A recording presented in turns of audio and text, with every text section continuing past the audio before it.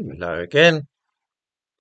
Something which is very noticeable is that accusations of discrimination and racism are made far more frequently by black people than by those of Indian or Chinese heritage, or Jews, Arabs, Nepalese, Malays, or anybody else. Racism against black people is often the default setting in both Britain and the United States when people talk of things such as institutional racism. This is odd. Do white racists really hate black people more than they hate Sikhs or Chinese? One possible explanation is that black people are more ready to identify racism and accuse others of directing it against them. This could, of course, be because they are shrewder and more clear-sighted than members of other ethnic groups and better at spotting racism.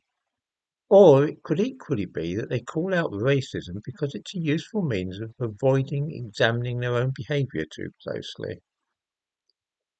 It has been observed since at least the 1960s that black people in Britain and the United States tend to have much higher levels of self-esteem than other groups, including white people. They are more prone to narcissism or self-love, let's say thinking a lot of themselves. In the description to this video, I give a link to a piece of research on this subject.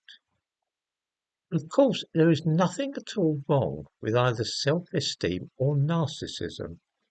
Both are attributes of a healthy personality in moderation. One remembers the old saying, if I am not for myself, who will be for me? Liking yourself and having confidence in your abilities is not at all a bad thing. Of course, too much narcissism can be a pathological condition, leading people to be monstrously selfish and caring only for their own needs, but this is rare in all ethnic groups. However, even high levels of self-esteem which are not pathological can lead to difficulties.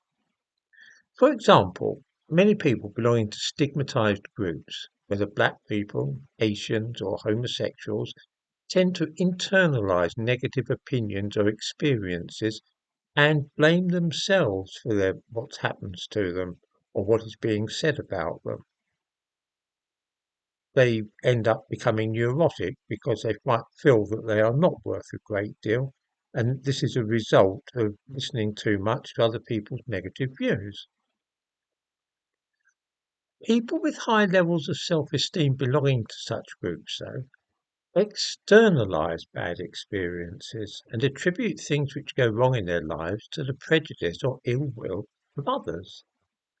They are liable to see any negative things in their lives, such as problems with employment or health, for example, as being a consequence of prejudice and hostility against them. It obviously can't be their fault because they are bright and sociable and capable, behaving correctly and achieving highly. If they don't get on or something bad happens, then racism must be to blame. This can act as a defense mechanism which preserves their sense of self-worth and tends to make everything somebody else's fault. It isn't hard to see the motivation for such thought processes and to understand how they operate in practice. For example, the fact that 4 times as many black women die in childbirth as white women seems to be cropping up in all sorts of different places lately, and it is being treated as part of the systemic racism to which black people are routinely subjected. I pointed out the other day the role that obesity and high blood pressure play in deaths during pregnancy and also in stillbirths.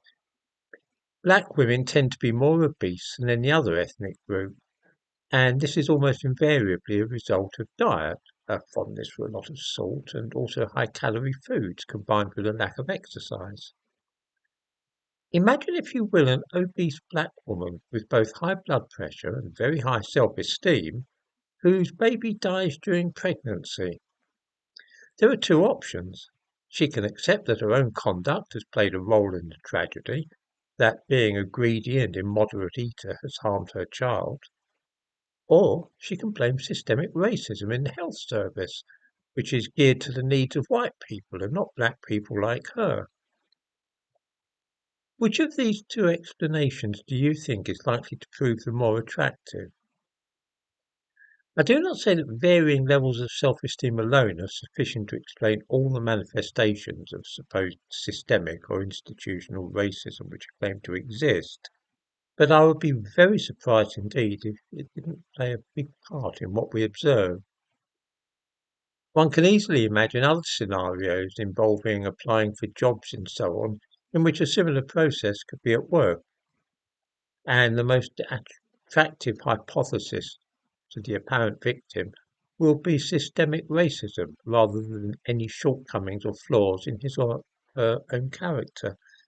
I think this is quite an important thing to talk about these days because, of course, institutional racism and systemic racism are very big things. They're cropping up all the time.